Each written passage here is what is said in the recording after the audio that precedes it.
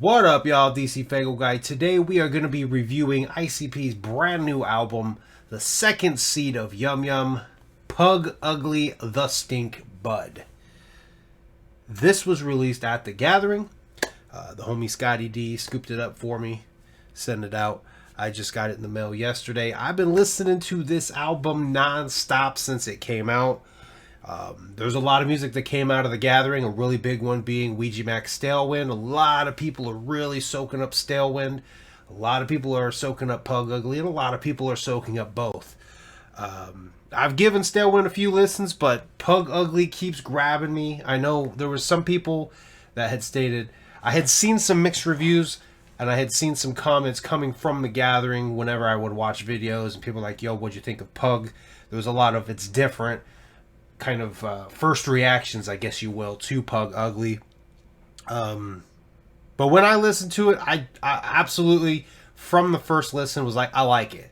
I listened to it on my phone, set up on my shoulder, and listened to it like that while I played on my Switch. I had ended up getting a zip file on Thursday night, like 4 hours before the album came available on Apple Music.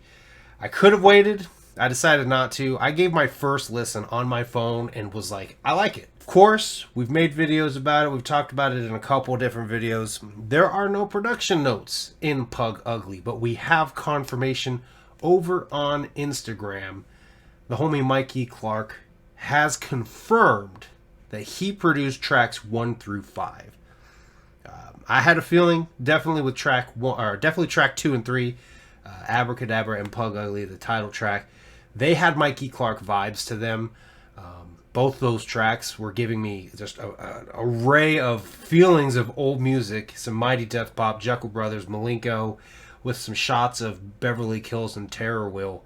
Like there was a lot going in there. When you listen to some of the different sounds in the production, I was like, this is Mikey Clark. I could hear Mikey Clark in those. So I'm curious how many people's opinions changed about Pug Ugly when they found out that Mikey Clark did in fact produce basically all of the album. The 80s rock ballad track. I'm going over the track list, and we haven't even gone through the CD yet. But this album I think is great. Right now I'm having a hard time deciding which one I like better, Vic or Pug Ugly. The homie Brooklyn Menace is actually, he made a comment to me that I need to think of the next versus match for UFCD over on Studio 17, and I immediately was like, Wicked Vic versus Pug Ugly, you know, and the winner of that goes up against Whoa when it comes out. But he hasn't got back in touch with me. So if you know how to get in touch with Brooklyn Menace, let him know that he needs to get in touch with me. But let's stop rambling on. We've rambled on for a while. I think everybody here wants to see the physical. I think most people have seen the physical, but you know, this isn't a proper DC FAYGOGUY review without looking at the album. If I have a physical copy, and I do have a physical copy, once again, thank you and shout out to Scotty D. Why you gotta be like this? So shout out to Scotty D for hooking me up with the physical copy. It is available now on the Psychopathic Vault. I had no doubts that it was going to be, because they did it with Wicked Vic. So I think that's the plan. The physical CD comes out for everybody at the event first, and then a good week later, everybody else will get it. Seems fair enough to me, and I think that's pretty well what we're going to expect with Whoa at Hollow Wicked. And I really have no doubts that Whoa will come out on time, because Pug Ugly got delayed and then they undelayed it, and that's a first. That's a first for that. But there you have the front. I've seen some people say that this reminds them of Majin Buu from Dragon Ball Z. For all those who don't know me, I'm a huge DBZ mark. I have a set of Dragon Balls above my head. And ever since I had heard that, I can't unsee it. Somebody said he looks like Kid Buu, and you're probably thinking of just his normal, like him standing there, or, you know, with his arms pumped up. But anytime that he's been blown to pieces and he reforms and he becomes like this big bubblegum looking blob, that I see it now, and I can't unsee it. So the eyes even have Majin Buu type of eyes. I think that's just awesome that he somehow ended up looking like Majin Buu. And really, when you kind of think about what Pug Ugly is supposed to be, I love that tie-in even more. But we'll talk about that just a little bit more. I want to go ahead and pop it open. It's very uniform to like what Wicked Vic is. Pop her open. There you have the disc artwork from Tom Wood, much like Wicked Vic. We will pull this out, like I said. I think most people have seen everything in here, but we will go ahead and pop it out for everybody. Open it up to the inside. You have that sweet ass art by Tom Wood. I believe the one on Wicked Vic didn't have this. Some people were wondering if there was like a puzzle piece to this, but there really isn't. And I suppose I could probably just pull it out and take a look since I have it here. You know, no, I'm not. I'm probably just going to cut all this shit out anyway. But I've already looked at the two. There is no like puzzle pieces to it. The artwork that's in Pug is, if I remember correctly, it was this on the inside. I don't know. I should just pull it out and take a look. We should just take a look at it. We have it right here. Let's just do it. Let's just make this into a little comparison video. But there you can see similar art style here. But you get into the inside, this one had the track list. That's what it was. This one had the credits, whereas that one did not. So I know a lot of people were wondering if there was a puzzle piece to this. There is not. But on the back side of Pug Ugly, they did do very well, making it much like Vic to kind of help tie them all together. But we come over onto the other side here, and then you'll have his story. And reading this story and listening to the album has brought a shit ton of perspective on what the seeds are supposed to represent. I will probably briefly mention that here, but the album did a very good job. This album surprised me because they didn't do this with Vic, but they added more personality to Pug throughout the album. So we will close it up, flip it over to the back with the track list, which is I'm Ugly. I'll crash your bash, blast and trash your good time, mix up your ass fast with my Abracadabra. It's over, he beats ya, defeats ya, eats ya, what have ya. I'll be like poof, abracadabra. Ta-da! Away you go. Here was a whole here no more. Pug Ugly. Beheaded with dull silverware. This world is ugly. This world is ugly. Ain't nothing we can do except to be ugly too. Scrub Gang. Skip run twice and I got the boot. If it gets me right though, I got the loot. Scrubbies every day. I'll be scrubbing when I'm young. I'm Afraid. And knowing all there is to know and still not knowing no better. I guess I'll never know. 80s rock ballad. Thinking heavy eyeliner, dark sultry eyes on me.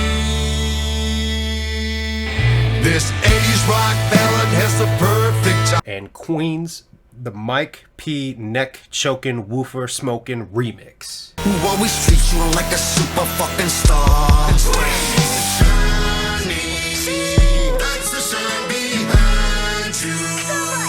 So, like I said, first listen, absolutely fell in love with this. Minus one track. I did not care for that remix of Queens at all.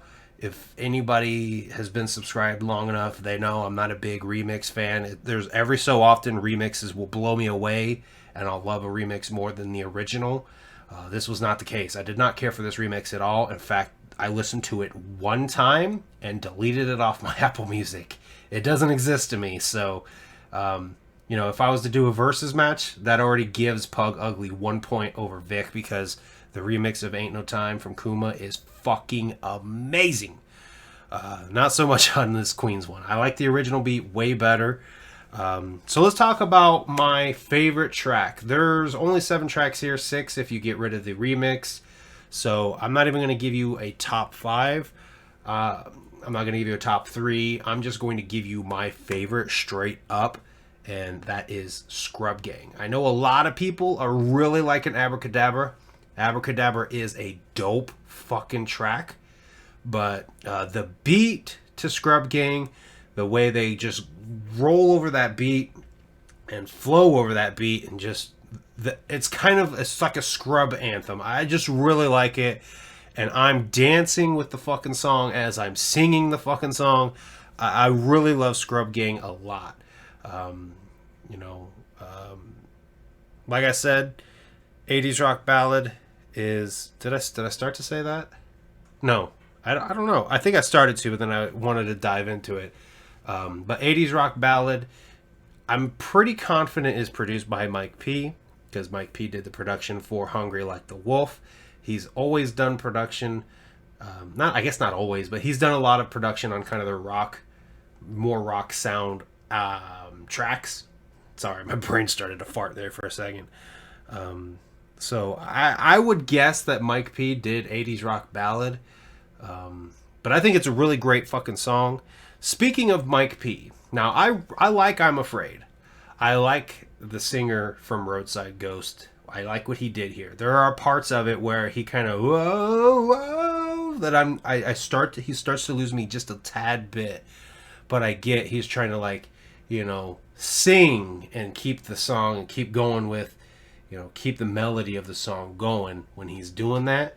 But in the back of my mind, I couldn't help but wonder and think how awesome that song would sound with G-Man on it. Sin from Zug Island. Obviously, they're still working with Mike P. Where's G-Man at? I think Sin on that song would have changed everything about it so much. I'm curious to hear that now. I want them to do a remix where they just change the vocals and they have Sin do a version of it. I'm curious to hear that. But I really like it. The first time I listened to it, I was caught off guard because the vibe that the song goes in with the verses, and then you get into that chorus, it really fucked with me at first. In my first listen, I wasn't really feeling it. It's grown on me quite a bit, but that, I don't know, the verses and the chorus have two different vibes to me, and I was expecting to almost dislike it there for a minute. But yeah, Scrub Gang is my favorite. I just really fucking love that song. I like this whole album. One thing I like better about I'm Ugly versus Wicked Vic, similarly, you kind of have them repeating over it. You know, Pug Ugly, Pug, Pub, Pub, Pub. You know, kind of like the Wicked Vic. The difference is Jay actually comes in with verses, and those verses really kind of set the character for Pug Ugly. He does a good job of going in and kind of describing what Pug Ugly is, and how he builds to the lore of the Yum Yum flower. Also, additionally, throughout the album, you have kind of a couple of songs where there's like these little like ad-libs at the end where you have Jay, who's portraying Pug Ugly again, saying, "Now we all might be ugly, but we ain't as ugly as Pug Ugly, but some of us are just ugly." There's some ad-libs in there, and it really kind of builds to and adds some characterization to Pug Ugly. And through that, I was able to go back to Wicked Vic and re-listen to the opening track and hear what they did there and hear what they did here. I think the seeds are supposed to represent kind of the bad people you meet in life. So my whole perspective on the Yum Yum flower has changed. My original kind of understanding of the Yum Yum flower is to be faithful to, like, a friend, be faithful to your partner and not stray and not go try to smell this other flower, or, you know, be unfaithful with another woman. That's completely changed, like 150%. I'm listening to it more now. Yum Yum herself is supposed to be like bad women, and each seed are supposed to just be like bad people in general. So Wicked Vic, in the title track, Wicked Vic, you hear the bad seed. And they're talking about like just being a bad seed. Like the problem child is another one that you hear. And like when you think of people and you always hear, "Oh, he's my problem child," or "Oh, he's just a really bad seed," you hear that described about people who are just flat out a bad person. Like they're just a bad influence altogether. Then you get into Pug Ugly, and in I'm Ugly, he's talking about, "I'm not cute, bitch. I'm ugly and ruthless. I'll kill you." So when you hear him saying that, he's saying, "I'm not cute. I'm ugly. I'm ruthless. I'll kill you." So Pug Ugly are the ruthless people in life that are just their soul, their spirit, their personality is just really fucking ugly. We all know that one person that you meet and they're just like a royal fucking asshole or a royal fucking bitch, and you're like, man, your soul, like your personality is just ugly. That's Pug. That's Pug in reality. His seed, like his roots, reach up into the living world, and he is the ugly people. So in his story, they talk about the purer soul or the purer the heart that gets kind of tainted, if you will.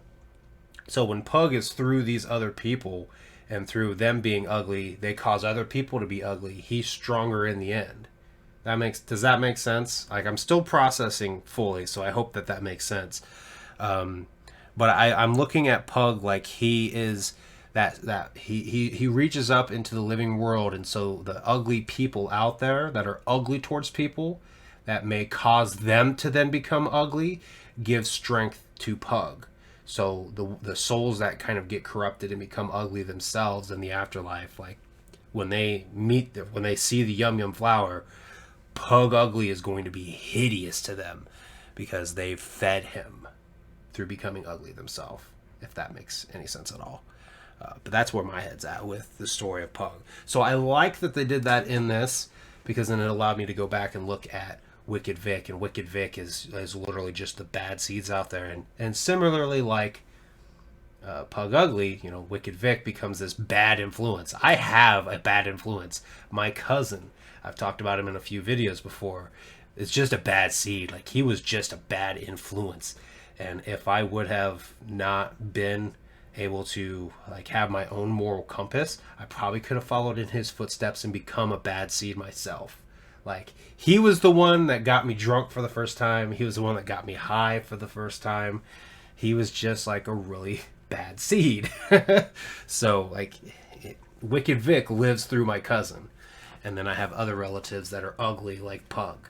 So like, getting that perspective on what these what the seeds are supposed to be, what Yum Yum is, it's making me love the Yum Yum flower even more. It's becoming hands down my favorite Joker card of the second hand, and it's really doing a fucking good job of becoming my favorite altogether, just because I'm really fucking with the story. But I also really gravitate towards like the living Joker cards, and I like the Joker cards that are with us in life. And Yum Yum has a great story when you think about like how you encounter this Joker card in life and then in death. But I think I've rambled on enough about the whole story of the Yum Yum flower. Pug Ugly, absolutely great. It helps set some perspective for me, and I'm starting to understand Yum Yum's story a little bit better because of it. So I like that they added that in I'm Ugly. I'm glad that they added the little ad-libs. And so I'm able to go back and look at Wicked Vic's story and look at Pug Ugly's story and even look at Yum Yum's story and understand it a little bit better. Overall, I absolutely love Pug Ugly. It's been on steady rotation. I'm filming this on Saturday night. I'm curious tomorrow, Sunday, Apple Music usually updates like the playlist, like the amount of plays that you have when you listen to Apple Music. So I'm curious to see like how quickly Pug Ugly has risen and like my top album of the year and top songs. I put a post on Instagram about that Pug Ugly is about to join Wicked Vic. Right now, every track from Wicked Vic is in the top 15 most listened to songs for 2022. And I'm pretty sure Pug Ugly is about to join his brother. So enough rambling about Pug Ugly. Tell me down below what you thought about Pug Ugly. If you weren't feeling it, tell me your reasons. And if you are loving it, tell me down below what is your favorite tracks. I thank you guys for watching, and I will see you guys next time.